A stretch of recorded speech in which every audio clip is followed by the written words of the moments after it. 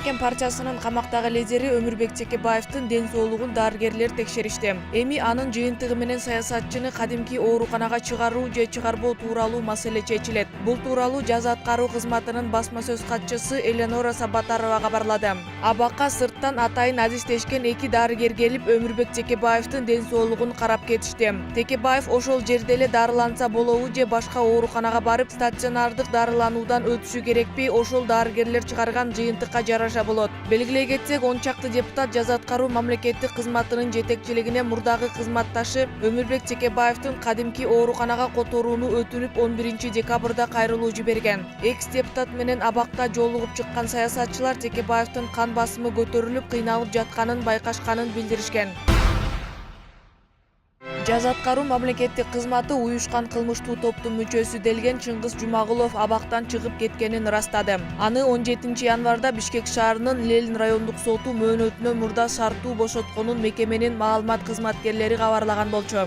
Кылмыш дүйнөсүндө ДӨ деген кайманатка ээ. Ички иштер министрлигинин базасында уюшкан кылмыштуу топтун мүчөсү катары катталган Чыңгыз Жумагулов эркиндикке чыкканын Ички иштер министрлигинин криминалдык милиция кызматынын 3-башкармалыгынын башчысы Нурлан Таштан уулу кабарлаган эле. Бүгүн эртең менен жогорку соттун маалымат катчысы Сүйүта Соорубаева бул маалымат туура эмес экенин айтып, сот Жумагуловду 7 жылга эркинен ажыратканын билдирген. Чыңгыз Жумагулов киши өлтүрүүгө катышкан, бийлик өкүлүнө күч колдонгон, баштык кылган жана кылмыш тобун түзгөн деген айып менен 18 жылга соттолгон. Ага карата өкүмдү 2017 жылдын 6 январында 1 май райондук соту чыгарган.